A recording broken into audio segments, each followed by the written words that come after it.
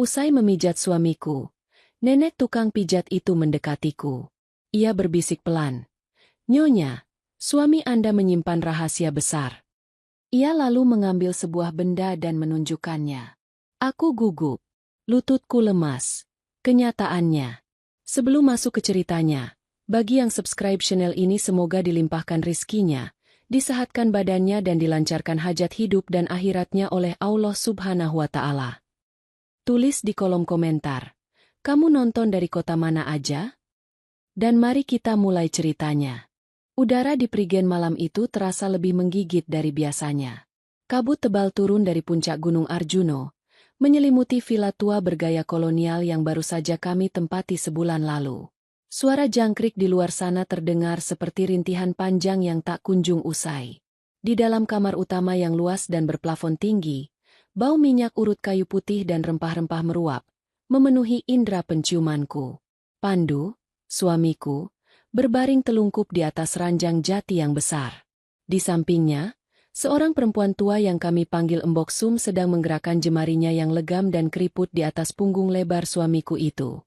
Aku duduk di kursi kayu di sudut kamar, memperhatikan setiap gerakan Embok Sum.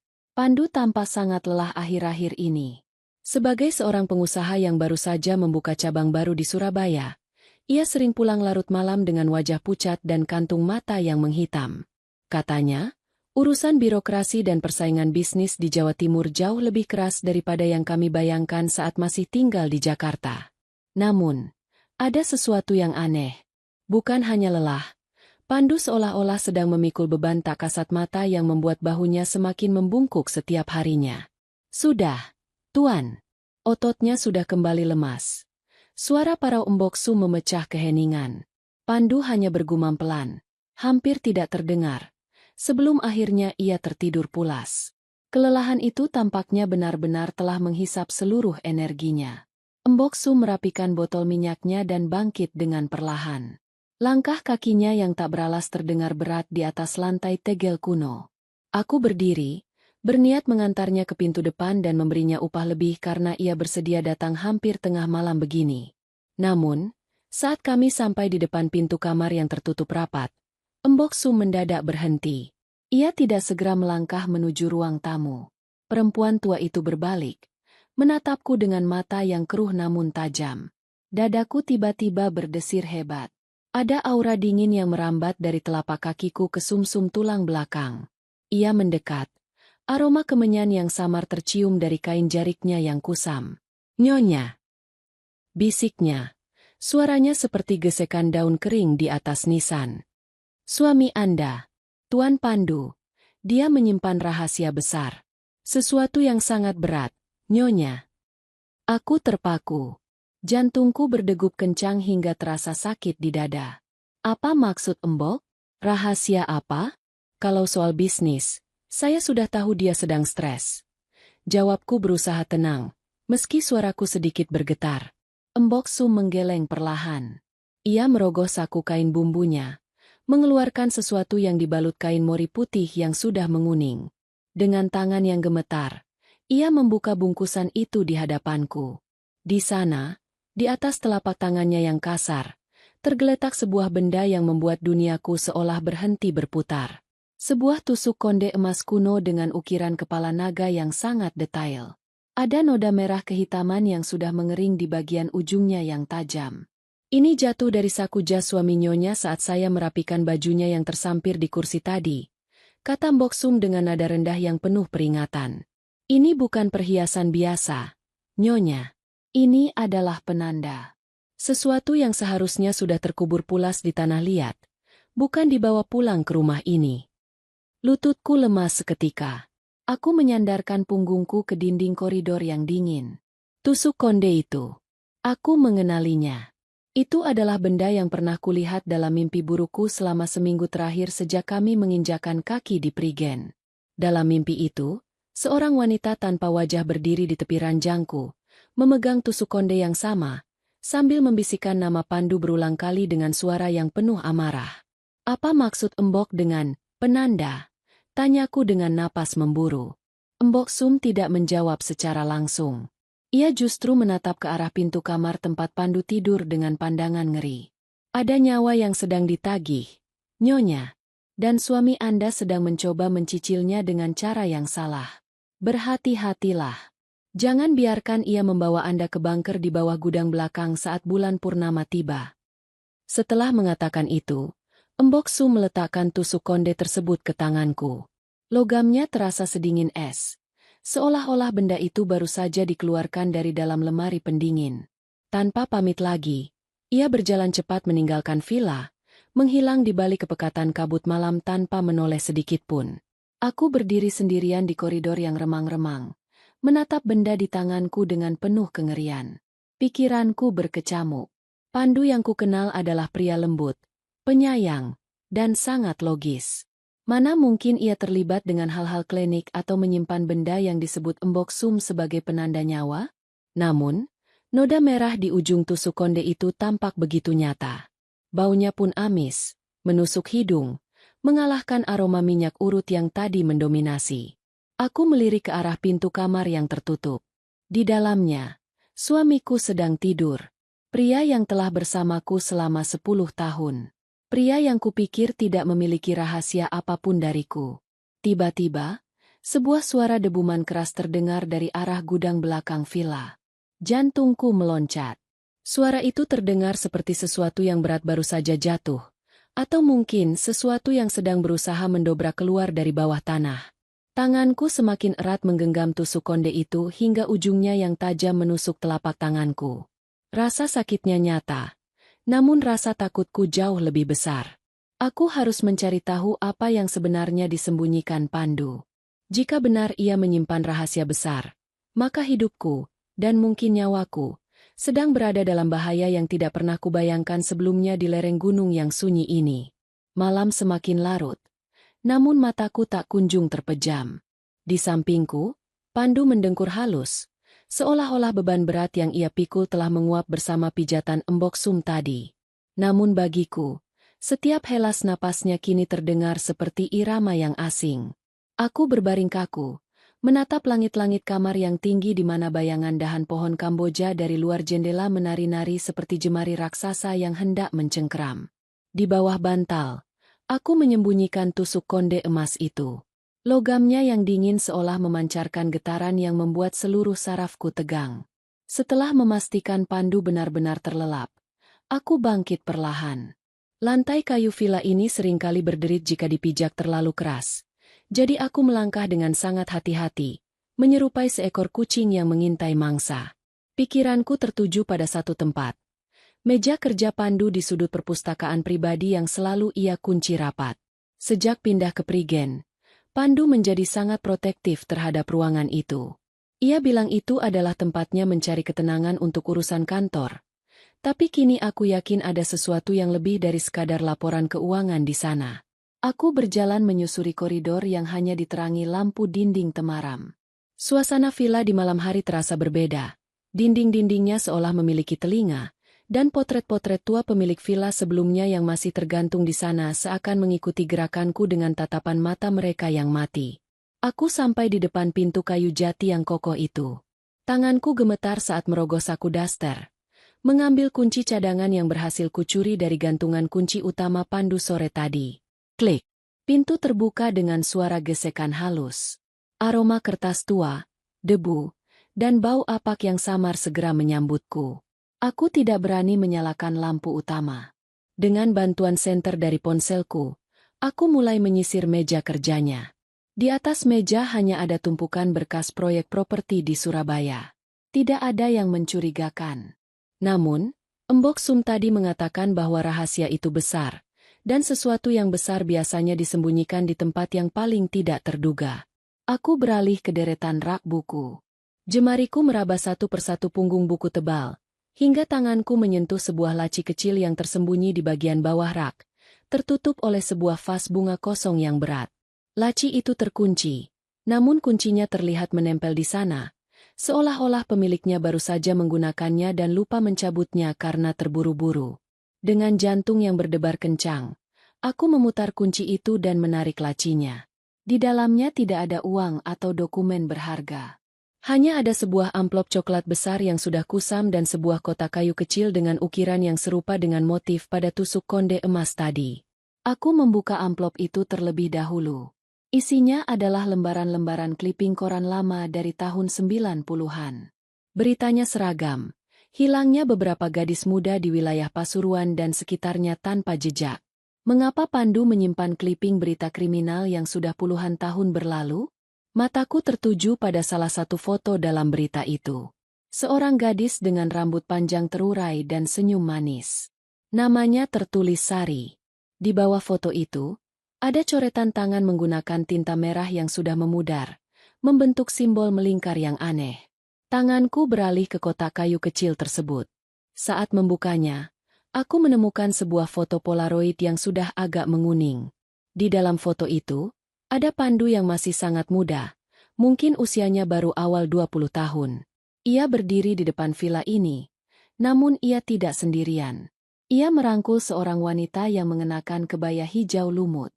Jantungku serasa berhenti berdetak saat melihat wajah wanita itu. Ia adalah gadis yang sama dengan yang ada di kliping koran, Sari. Namun yang membuatku merinding adalah latar belakang foto tersebut. Di belakang mereka, tepat di jendela lantai atas yang kini menjadi kamarku, terlihat bayangan sosok hitam tinggi besar dengan mata yang seolah menyala karena pantulan lampu kilat kamera. Di balik foto itu, ada tulisan tangan Pandu yang sangat kukenali. Maafkan aku, Sari. Perjanjian ini tidak bisa dibatalkan. 1 nyawa untuk 10 tahun kejayaan. Aku akan menjagamu dalam diam. Lututku lemas. 1 nyawa untuk 10 tahun. Bisikku lirih. Tahun ini adalah tahun ke-10 pernikahan kami.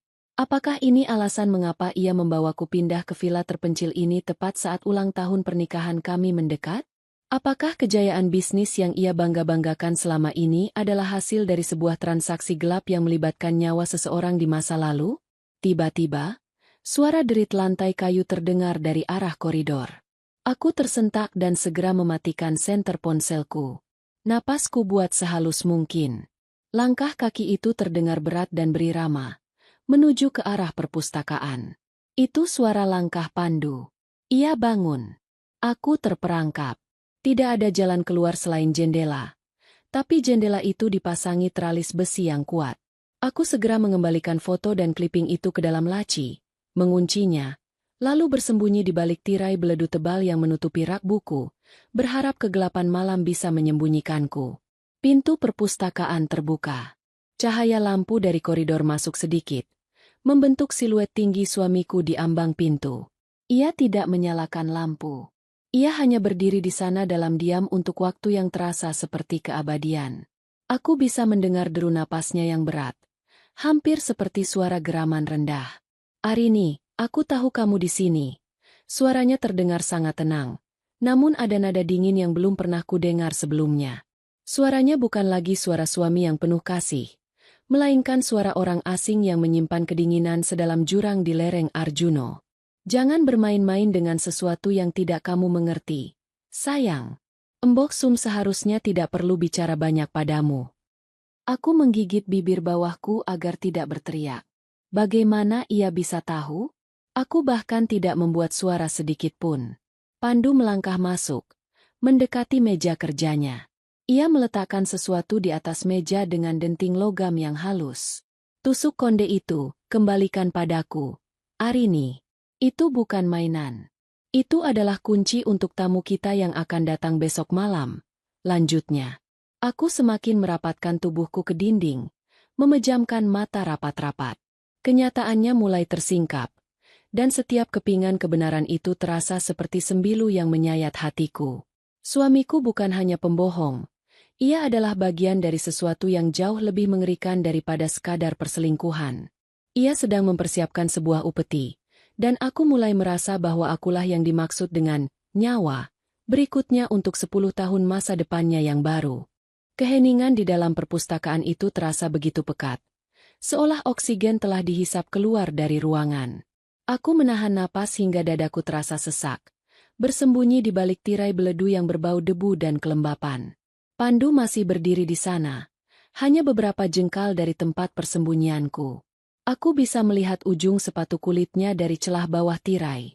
Ketakutan yang merayap di kulitku terasa seperti ribuan semut dingin. Namun, setelah beberapa saat yang terasa seperti berjam-jam, ia berbalik dan melangkah keluar, menutup pintu kayu jati itu dengan dentuman pelan namun tegas. Aku jatuh terduduk di atas lantai yang dingin setelah memastikan langkah kakinya menjauh. Napasku buang dengan rakus, mencoba menenangkan jantungku yang memukul-mukul rongga dada. Aku tidak boleh menyerah sekarang. Jika benar aku adalah target berikutnya untuk perjanjian 10 tahunan itu, maka aku tidak punya banyak waktu. Aku harus tahu kemana ia pergi setiap kali ia beralasan ada urusan kantor di Surabaya. Keesokan paginya, Pandu bersikap seolah tidak terjadi apa-apa. Ia menyesap kopi hitamnya di teras belakang yang menghadap ke lembah berkabut dengan ketenangan yang mengerikan. Ia bahkan mengecup keningku sebelum pamit pergi. Katanya untuk meninjau proyek di daerah Pandaan. Namun, begitu mobil hitamnya meluncur membelah kabut Prigen, aku segera mengambil kunci mobil kecilku dan membuntutinya dengan jarak yang aman. Pandu tidak menuju ke jalan raya utama yang mengarah ke Surabaya. Ia justru memutar arah, mendaki lebih tinggi ke arah Tretes, kawasan yang dikenal dengan vila-vila peristirahatan dan ganggang sempit yang berkelok. Jalannya menanjak tajam dengan jurang di satu sisi dan tebing batu di sisi lain. Kabut di sini jauh lebih tebal, membuat jarak pandang hanya sekitar beberapa meter. Aku menjaga jarak, mematikan musik di mobil, dan hanya fokus pada lampu belakang mobil Pandu yang sesekali menghilang di balik tikungan. Setelah berkendara sekitar 30 menit, mobil Pandu berhenti di sebuah kawasan yang tampak agak terisolasi. Bukan sebuah villa mewah, melainkan sebuah gang buntu dengan deretan bangunan semi permanen yang tampak kusam. Ia memarkir mobilnya di bawah pohon beringin besar yang akar-akarnya menjuntai seperti rambut raksasa. Aku memarkir mobilku jauh di belakang, lalu melanjutkan dengan berjalan kaki, merapatkan jaket tebal untuk menghalau angin gunung yang menusuk tulang.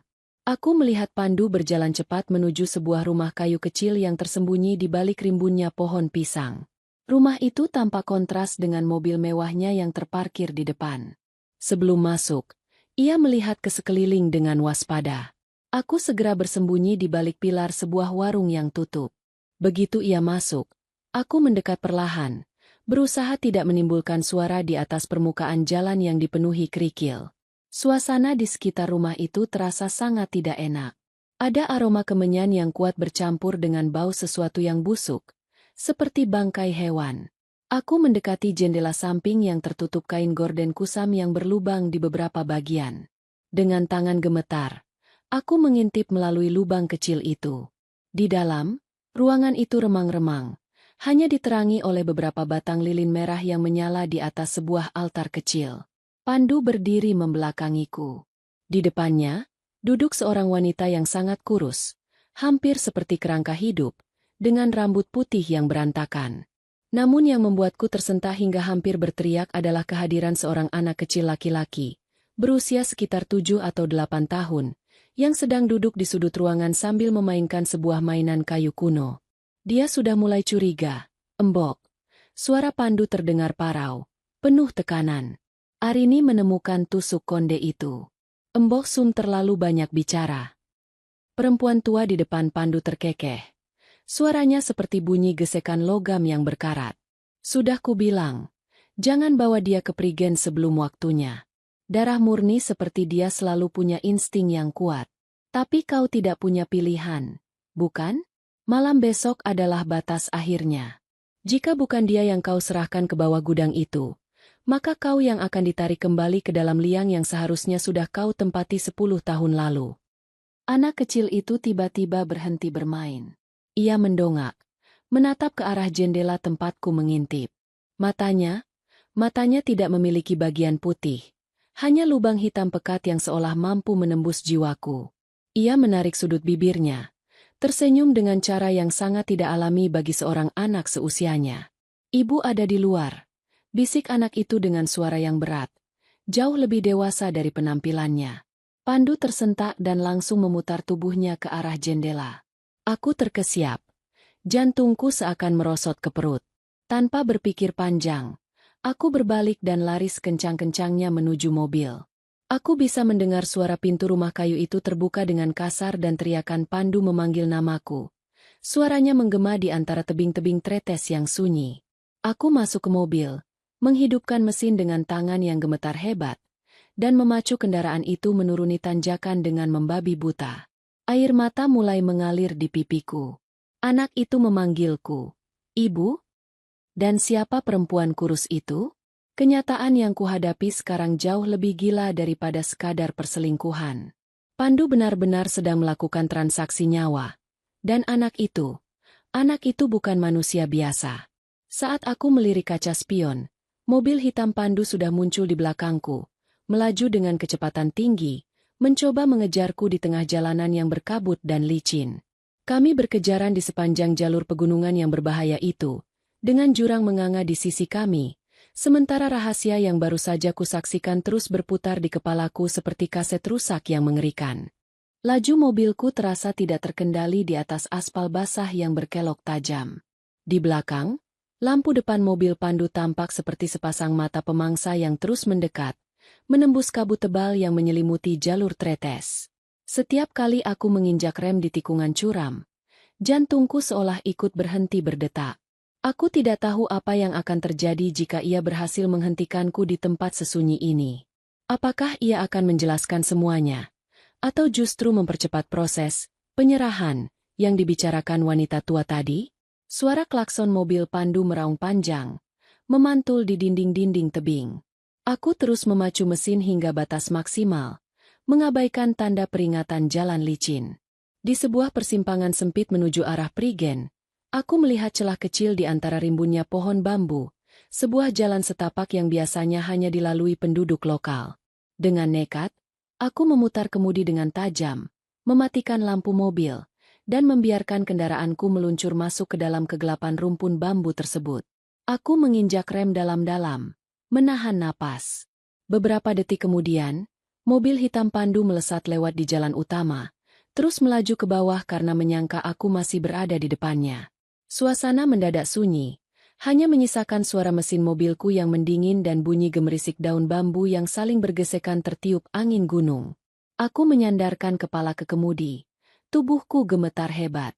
Bayangan anak kecil bermata hitam di rumah kayu tadi terus menghantuiku. "Ibu," katanya. Suara itu bukan suara anak-anak. Itu adalah suara yang penuh dengan beban masa lalu. Sesuatu yang seharusnya sudah tidak ada di dunia ini. Siapa sebenarnya dia? Jika Pandu adalah ayahnya, lalu siapa ibunya? Apakah Sari, gadis di foto itu, adalah ibu dari makhluk tersebut? Rasa penasaran yang bercampur dengan ketakutan luar biasa membuatku tidak langsung pulang ke villa. Aku tahu Pandu akan menungguku di sana. Aku butuh jawaban yang lebih pasti. Aku teringat pada Mbok Sum. Jika ada orang yang tahu sejarah kelam tanah ini dan apa yang sebenarnya terjadi 10 tahun lalu, maka itu adalah dia. Dengan tangan yang masih gemetar, aku menghidupkan kembali mesin mobil dan perlahan keluar dari persembunyian, menuju ke arah desa tempat tinggal Mbok Sum di pinggiran hutan Prigen. Rumah Mbok Sum adalah sebuah gubuk sederhana dengan dinding bambu yang sudah menghitam dimakan usia. Ketika aku sampai, ia sedang duduk di ambang pintu, seolah-olah ia memang sudah menungguku. Wajahnya yang keriput tidak menunjukkan keterkejutan sedikitpun saat melihatku turun dari mobil dengan napas tersengal-sengal dan rambut yang berantakan. "Nyonya sudah melihatnya, bukan?" tanyanya tanpa basa-basi. Aku jatuh berlutut di depannya. Air mata yang sejak tadi kutahan akhirnya tumpah. Siapa anak itu? Mbok? Dan apa yang Pandu rencanakan di bawah gudang villa kami? Mbok Su menghela napas panjang. Aroma kemenyan kembali tercium kuat dari tubuhnya. Ia membantuku berdiri dan membawaku masuk ke dalam gubuknya yang remang-remang. Di sana, di atas meja kayu kecil, terdapat sebuah cermin retak dan beberapa sesaji bunga mawar yang mulai layu. "Anak itu adalah hasil dari perjanjian pertama," bisik Mbok Sum. 10 tahun lalu, suami Nyonya datang ke tempat ini sebagai pria yang hancur. Bisnis keluarganya bangkrut. Ayahnya bunuh diri, dan ia tidak punya apa-apa. Ia menginginkan kekayaan, tapi ia tidak punya sesuatu yang berharga untuk dijadikan jaminan. Kecuali satu, cinta sejatinya saat itu, Sari. Aku menutup mulut dengan tangan, menahan isak tangis. Jadi Sari, dia dikorbankan. Sari tidak mati seperti yang orang pikirkan, Nyonya. Lanjut Embok Sum dengan nada yang membuat bulu kuduku berdiri. Dia terjebak di antara dua dunia. Dia melahirkan anak itu di bawah tanah villa tersebut sebelum akhirnya jiwanya diambil sepenuhnya. Anak itu bukan manusia sepenuhnya. Ia adalah wadah bagi kekuatan yang menjaga kekayaan suami Nyonya tetap utuh. Namun, kekuatan itu butuh makan. Setiap 10 tahun, perjanjian itu harus diperbarui dengan darah yang memiliki ikatan sah dengan si pemohon. Dan tahun ini adalah giliranku, bisikku lirih. Embok Sum mengangguk perlahan. Nyonya adalah istri sahnya sekarang. Darah Nyonya adalah pengikat yang paling kuat untuk 10 tahun kejayaan berikutnya. Jika ia tidak menyerahkan Nyonya sebelum bulan purnama mencapai puncaknya besok malam, maka dialah yang akan diseret masuk ke dalam bunker itu oleh Sari sendiri. Pikiranku berputar hebat. Segala kemewahan yang kunikmati selama ini, rumah besar di Jakarta, mobil-mobil mahal, perhiasan yang melingkar di leherku, semuanya dibangun di atas penderitaan seorang wanita yang kini membusuk di bawah lantai gudang rumahku sendiri. Dan sekarang, aku dipaksa untuk menggantikannya. Apakah ada cara untuk menghentikannya, Embok? Tanyaku penuh harap. Embok Sum menatapku dengan tatapan yang sulit diartikan.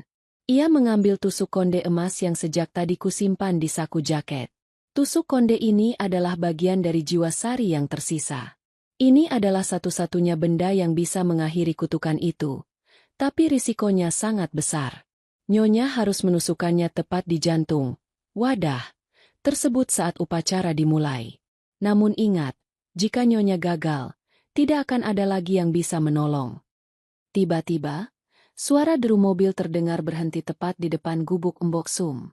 Lampu sorot mobil menyinari dinding bambu, menciptakan bayangan-bayangan panjang yang menakutkan di dalam ruangan. Aku tahu itu dia. Pandu telah menemukanku. Arini, aku tahu kamu di dalam. Keluar. Teriak Pandu dari luar. Suaranya tidak lagi tenang, melainkan penuh amarah dan keputusasaan yang mengerikan. Aku memandang Embok Sum dengan panik. Namun perempuan tua itu hanya menunjuk ke arah pintu belakang yang menuju ke arah hutan. Lari. Nyonya. Kembali ke villa melalui jalan hutan. Jangan biarkan dia menangkapmu di sini. Persiapkan dirimu untuk malam besok. Hanya ada satu pemenang dalam perjanjian ini. Aku segera berlari keluar melalui pintu belakang, menerjang semak-semak berduri di tengah kegelapan hutan Prigen. Sementara di belakangku terdengar suara pintu depan gubuk yang didobrak paksa. Aku harus bertahan hidup, bukan hanya untuk diriku sendiri, tapi untuk mengakhiri kegilaan yang telah dimulai suamiku 10 tahun yang lalu. Duri-duri dari tanaman liar di hutan Prigen menyayat lengan dan pipiku. Namun rasa perih itu kalah telak oleh hantaman adrenalin yang memompa jantungku. Di belakang, aku masih bisa mendengar suara teriakan Pandu yang memanggil namaku, disusul oleh suara geraman yang tidak terdengar seperti suara manusia. Aku terus berlari, mendaki lereng yang licin karena embun, mengikuti naluri liar untuk menjauh dari gubuk Embok Sum. Kabut di hutan ini terasa lebih pekat, seolah-olah ia adalah entitas hidup yang sengaja ingin menyesatkanku dalam labirin pepohonan pinus dan beringin. Setelah hampir 1 jam bergelut dengan kegelapan, aku sampai di batas belakang villa kami. Gudang tua yang berdiri terpisah dari bangunan utama itu tampak seperti raksasa yang sedang berjongkok di bawah sinar rembulan yang pucat. Ingatanku kembali pada ucapan Embok Sum. Jangan biarkan ia membawa Anda ke bunker di bawah gudang. Namun, justru disinilah kunci dari segala jawaban berada. Aku tidak bisa lari selamanya. Jika aku ingin selamat, aku harus menghadapi apa yang ada di bawah sana sebelum Pandu menemukanku. Aku menyelinap masuk melalui pintu samping gudang yang engselnya sudah berkarat. Suara deritnya membuatku membeku selama beberapa detik. Namun suasana di dalam tetap sunyi. Aroma busuk yang sempat kucium di rumah kayu di Tretes terasa jauh lebih kuat di sini. Bau tanah basah, daging yang membusuk, dan wangi bunga kantil yang menyengat menyerang penciumanku. Dengan tangan gemetar, aku menggeser tumpukan peti kayu kosong di sudut ruangan, mencari akses menuju bunker yang disebutkan. Di balik sebuah permadani tua yang sudah berjamur, aku menemukan sebuah pintu kayu di lantai, sebuah pintu jebakan. Aku menarik ring besinya dengan seluruh tenaga yang tersisa. Krak! Pintu itu terbuka, menyingkapkan tangga semen sempit yang menuju ke kegelapan total di bawah sana. Aku menyalakan senter ponselku. Cahayanya yang terbatas memantul di dinding-dinding yang lembab dan berlumut. Aku menuruni anak tangga satu persatu. Setiap langkahku terasa seperti menuju ke liang lahat. Di dasar tangga, terdapat sebuah ruangan luas dengan lantai tanah yang rata. Di tengah ruangan, terdapat sebuah lingkaran besar yang digambar dengan serbuk putih, mungkin kapur atau sisa tulang yang dihancurkan. Di tengah lingkaran itu, duduklah anak laki-laki bermata hitam yang kulihat tadi siang. Ia duduk diam, tanpa ekspresi, seolah-olah ia memang bagian dari ruangan bawah tanah ini. Kau kembali lebih cepat, Ibu, bisik anak itu. Suaranya bergema di dinding-dinding beton. Terdengar seperti suara dari banyak orang yang berbicara serentak. Aku bukan ibumu, jawabku dengan suara bergetar. Meski tanganku sudah merogoh tusuk konde emas di saku jaket. Anak itu berdiri. Gerakannya patah-patah. Sangat tidak alami. Ibu Sari bilang, kau adalah pengganti yang cantik. Dia sudah kedinginan di bawah tanah ini selama 10 tahun. Dia ingin kau merasakan dingin yang sama. Sementara dia pergi bersama ayah ke tempat yang terang. Tiba-tiba, lampu di ruangan itu menyala remang-remang, menyingkapkan sesuatu yang lebih mengerikan di sudut ruangan. Di sana, di dalam sebuah peti kaca besar yang dialiri cairan berwarna keruh, terbaring tubuh seorang wanita. Wajahnya persis seperti Sari di foto itu, namun kulitnya sudah seputih pualam dan jemarinya tampak panjang dengan kuku-kuku yang menghitam. Itu adalah Sari. Ia tidak benar-benar mati. Ia diawetkan oleh sesuatu yang gelap, menunggu saat yang tepat untuk menukar jiwanya. Embok Sum benar-benar tidak bisa memegang janji. Sebuah suara berat terdengar dari arah tangga. Aku berbalik dan melihat Pandu berdiri di sana. Pakaiannya kotor oleh tanah dan keringat. Namun matanya memancarkan kegilaan yang murni. Ia tidak lagi tampak seperti suami yang kucintai. Ia tampak seperti pria yang sudah kehilangan kemanusiaannya demi mempertahankan apa yang ia miliki. Pandu, hentikan semua ini. Ini gila. Kita bisa pergi dari sini. Kita bisa memulai hidup baru. Teriakku histeris. Pandu tertawa. Suara tawa yang kering dan hampa. Memulai hidup baru? Arini, 10 tahun lalu aku sudah menandatangani kontrak itu dengan darahku. Jika aku berhenti sekarang, bukan hanya kekayaanku yang hilang, tapi jantungku akan berhenti berdetak saat itu juga. Aku melakukan ini untuk kita. Agar kau bisa tetap memakai perhiasan itu. Agar kita tetap dihormati. Aku tidak pernah meminta semua ini. Aku menghunuskan tusuk konde emas itu ke arahnya. Pandu melangkah mendekat, mengabaikan ancamanku. Anak itu, dia adalah kunci keberhasilanku. Dia lahir dari rahim Sari yang sudah sekarat, sebagai tumbal yang hidup. Dan sekarang, Sari meminta wadah baru. Dia ingin hidup kembali melalui tubuhmu. Arini, jika kau mencintaiku, kau harus melakukan ini untukku. Ketegangan di ruangan itu mencapai puncaknya. Pandu menerjangku dengan kecepatan yang tak terduga. Kami bergulat di atas lantai tanah. Ia mencoba merebut tusuk konde itu dariku. Sementara anak bermata hitam itu mulai merayap di dinding seperti serangga, mengeluarkan suara desisan yang memilukan. Aku merasa kekuatanku terkuras. Punggungku menghantam tepian lingkaran kapur. Maafkan aku, Arini. Bisik Pandu tepat di telingaku saat tangannya mulai mencekik leherku. Hanya 1 malam. Setelah ini, semuanya akan kembali normal. Kau akan tetap bersamaku, meskipun dengan jiwa yang berbeda. Dalam keadaan terdesak dan oksigen yang mulai menipis, aku teringat pesan Embok Sum. Aku harus menusukkannya pada wadah itu. Dengan sisa tenaga, aku tidak menghujamkan tusuk konde itu ke dada Pandu, melainkan melemparkannya ke arah anak laki-laki yang sedang bersiap melompat ke arahku. Tusuk konde itu menancap tepat di bahu kecil anak itu. Sebuah jeritan melengking yang bukan berasal dari pita suara manusia memekakan telinga. Ruangan bawah tanah itu bergetar hebat. Tanah di bawah kami mulai retak, dan dari balik peti kaca, mata Sari tiba-tiba terbuka lebar. Guncangan hebat itu membuat plafon bunker yang terbuat dari semen kasar mulai merontokkan debu dan kerikil.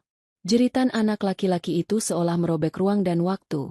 Sebuah frekuensi tinggi yang membuat telingaku berdenging hingga mengeluarkan darah. Pandu yang tadinya mencekiku terlempar ke samping, terkapar akibat gelombang energi yang meledak dari tubuh si anak saat tusuk konde emas itu menancap di bahunya. Cahaya keemasan yang redup mulai berpendar dari logam kuno tersebut, membakar kulit pucat si anak dan mengeluarkan asap hitam berbau belerang. Aku terbatuk, menghirup udara yang kini terasa seperti abu panas. Di sudut ruangan, peti kaca tempat Sari bersemayam mulai retak. Cairan keruh di dalamnya merembes keluar, membanjiri lantai tanah. Mata Sari yang terbuka kini bergerak-gerak liar, mengunci tatapannya padaku. Itu bukan tatapan seorang ibu yang merindukan kedamaian, melainkan tatapan entitas lapar yang telah terkurung selama 1 dekade dalam kedinginan yang tak terbayangkan. Apa yang kau lakukan, Arini? Pandu meraung. Ia bangkit dengan sisa kekuatannya. Wajahnya merah padam karena amarah yang bercampur ketakutan luar biasa. Kau merusak segalanya. Kau menghancurkan pelindung kita. Ini bukan pelindung, Pandu. Ini neraka. Teriakku sambil merangkak menjauh dari lingkaran kapur yang kini mulai memerah oleh rembesan cairan dari peti Sari. Pandu tidak memedulikan kata-kataku. Ia berlari ke arah anak itu, mencoba mencabut tusuk konde yang masih tertancap di bahunya. Namun, begitu jemarinya menyentuh gagang emas berbentuk naga itu, ia langsung terpelanting ke belakang. Tangannya melepus ketika, seolah menyentuh besi yang baru saja keluar dari tungku api. Tusuk konde itu kini bukan lagi sekadar perhiasan. Ia telah menjadi segel yang sedang menjalankan tugasnya untuk menghancurkan wadah gaib tersebut. Anak itu terus menjerit. Namun suaranya perlahan berubah menjadi suara Sari. 10 tahun, suamiku. Kau berjanji akan membawaku kembali ke cahaya. Suara itu menggema dari mulut si anak, namun sinkron dengan gerakan bibir jenazah di dalam peti kaca. Suasana semakin mencekam saat kabut dari luar villa entah bagaimana mulai masuk ke dalam bunker melalui celah-celah ventilasi. Kabut itu tidak putih, melainkan abu-abu pekat yang membawa aroma kematian. Pandu berdiri di tengah ruangan, ia tampak kebingungan, terjepit di antara rasa cintanya yang sakit pada Sari dan ambisinya untuk tetap hidup mewah. Ia menatapku, lalu menatap peti kaca yang kini pecah sepenuhnya. Sari mulai bergerak. Tubuhnya yang kaku perlahan turun dari alas peti, menginjak lantai yang basah dengan suara plak-pluk yang menjijikan.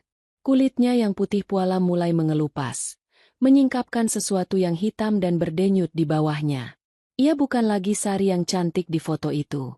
Ia adalah manifestasi dari janji yang dikhianati. Malam perjamuan sudah tiba. Pandu, desis Sari. Suaranya kini terdengar dari setiap sudut ruangan. Kau menjanjikan darah baru. Mana darah itu? Pandu gemetar hebat. Ia menunjuk ke arahku dengan jari yang melepuh. Itu dia, Sari. Arini. Dia istrimu yang baru. Maksudku istrinya, dia yang sah. Ambillah dia. Biarkan aku tetap memiliki kejayaanku. Rasa mual dan benci memuncak di dadaku. Inilah pria yang kuhormati selama 10 tahun. Pria yang kutangisi kelelahannya setiap malam. Di ambang maut, ia tanpa ragu menjualku seperti barang dagangan untuk menyelamatkan kulitnya sendiri. Aku tidak lagi merasa takut. Yang tersisa hanya amarah yang membakar. Aku bangkit, mengabaikan rasa sakit di sekujur tubuhku. Kau tidak akan mendapatkan apa-apa, Pandu. Tidak aku, dan tidak juga kejayaan busukmu itu. Aku menerjang ke arah anak laki-laki yang masih meronta di lantai. Meskipun ia tampak mengerikan, dialah kunci dari semua ini. Aku memegang gagang tusuk konde yang menancap di bahunya, mengabaikan rasa panas yang mulai membakar telapak tanganku. Dengan satu hentakan kuat, aku memutar tusuk konde itu lebih dalam, menembus tulang dan langsung menuju ke arah ulu hati si wadah. Ledakan cahaya sekali lagi terjadi, lebih besar dari sebelumnya. Anak itu hancur menjadi serpihan abu hitam yang terbang memenuhi ruangan. Bersamaan dengan itu, Sari mengeluarkan raungan terakhir yang memekakan telinga sebelum tubuhnya mendadak layu dan berubah menjadi cairan hitam yang kental. Ruangan itu mendadak sunyi. Namun, ketegangan belum berakhir. Pandu jatuh berlutut, memegangi dadanya. Wajahnya menua dengan sangat cepat. Keriput muncul di setiap sudut kulitnya. Rambutnya memutih dalam hitungan detik, dan matanya mulai mengeruh. Tidak sekarang. Rintih Pandu dengan suara yang sudah sangat renta. Ia menatap tangannya yang kini hanya tinggal tulang berbalut kulit tipis. Kejayaan yang ia beli dengan nyawa Sari 10 tahun lalu telah ditarik kembali seketika saat wadahnya hancur. Segala kesehatan dan kemudaan yang ia miliki hanyalah pinjaman gaib yang kini ditagih bunganya secara paksa. Aku berdiri di depannya, menatap pria yang kini tampak seperti kakek berusia 90 tahun. Tusuk konde emas di tanganku perlahan meredup. Namun noda darah di ujungnya tetap segar. Aku tidak merasa iba. Di luar, suara guntur menggelegar di atas langit prigen, menandakan puncak bulan purnama telah lewat. Namun badai baru saja dimulai. Kenyataannya, bisikku pada Pandu yang sudah sekarat. Kau sudah mati 10 tahun lalu, Pandu. Kau hanya lupa untuk berbaring di liang lahatmu. Tiba-tiba, dari kegelapan di belakang Pandu, muncul sesosok bayangan yang sangat kukenali. Embok Sum berdiri di sana, namun ia tidak sendirian. Di belakangnya, puluhan sosok tanpa wajah yang kulihat di kliping koran lama, gadis-gadis yang hilang di Pasuruan, mulai muncul dari balik kabut, mengelilingi Pandu dengan tatapan kosong yang menuntut balas. Dinding-dinding bunker itu seolah bernapas, menyempit dan melebar seiring dengan kehadiran sosok-sosok tanpa wajah yang kini memenuhi ruangan. Udara menjadi sangat berat dan berbau tanah kuburan yang baru digali. Embok Sum berdiri di tengah kerumunan bayangan itu. Wajahnya tidak lagi menampakkan kerapuhan seorang nenek tua, melainkan otoritas seorang penjaga gerbang antara dua dunia. Matanya yang keruh kini bersinar dengan cahaya perak yang dingin, memantulkan ketakutan luar biasa yang terpancar dari wajah Pandu yang kian menua. Perjanjian yang dibangun dengan darah hanya bisa diputus dengan darah yang lebih murni, Nyonya. Suara Embok Sum menggema, tidak lagi berbisik, melainkan menggelegar seperti guntur di lereng Arjuno. Tapi setiap tindakan memiliki harga. Anda telah menghancurkan wadahnya. Namun jiwa-jiwa yang terperangkap di sini selama puluhan tahun menuntut jalan pulang.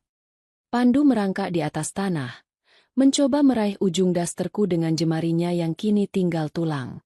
Suaranya hanya berupa desisan parau yang tidak jelas. Ia tampak seperti rongsokan manusia yang sedang dipreteli oleh waktu. Kejayaan, kekuasaan, dan ketampanan yang selama ini ia banggakan rontok satu persatu, meninggalkan sosok asli yang seharusnya sudah membusuk sejak kecelakaan maut di jalur Pantura 10 tahun silam. Sebuah fakta yang baru kusadari saat melihat luka menganga yang tiba-tiba muncul di kepalanya. Luka lama yang selama ini ditutupi oleh sihir hitam. Tolong, Arini, jangan biarkan mereka mengambilku. Rintihnya.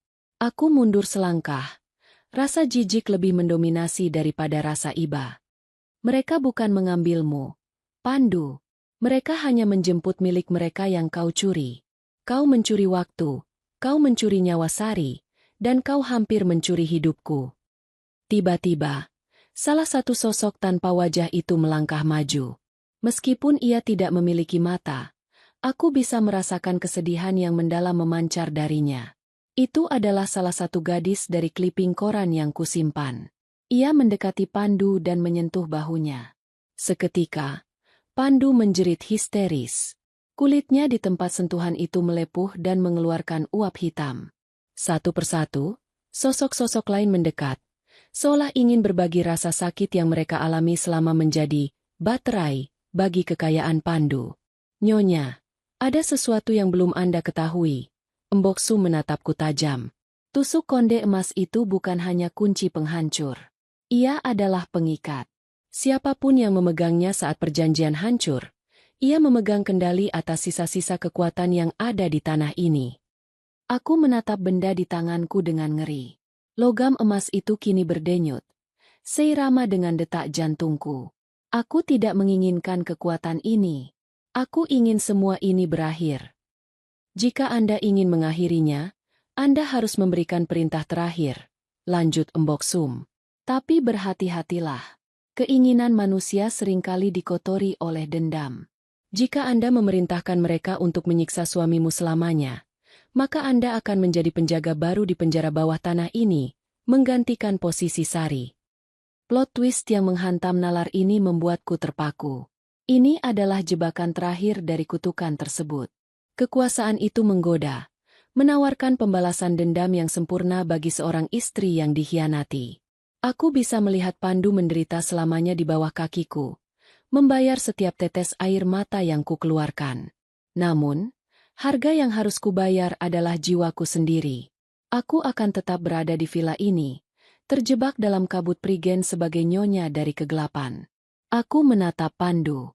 Di mata tuanya yang mulai memudar, aku tidak melihat penyesalan. Aku hanya melihat ketakutan akan kematian. Pria ini tidak pernah mencintaiku. Ia hanya mencintai dirinya sendiri dan kenyamanan yang bisa kubelikan untuknya melalui pengorbanan ini. Arini, lakukan sesuatu, perintahkan mereka pergi. Ia memohon dengan sisa napas terakhirnya. Aku menarik napas panjang, menenangkan gemuruh di dadaku. Tanganku yang memegang tusuk konde terasa sangat panas. Namun pikiranku kini jernih. Aku menatap Mbok Sum, lalu menatap kerumunan jiwa-jiwa yang menderita itu. Aku memerintahkan kalian semua untuk bebas. Suaraku terdengar tenang namun penuh penekanan. Bawa dia ke tempat yang seharusnya. Jangan sisakan apapun di rumah ini.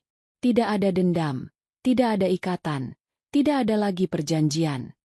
Mendengar perintah itu, Mbok Sum tersenyum tipis, sebuah senyum yang tampak seperti rasa hormat. Tiba-tiba, tusuk konde di tanganku hancur menjadi debu emas yang halus. Bersamaan dengan itu, pusaran angin kencang muncul di tengah ruangan, menghisap kabut abu-abu, sosok-sosok tanpa wajah, dan Endo. Tidak aak. Teriakan terakhir Pandu tertelan oleh suara gemuruh bumi.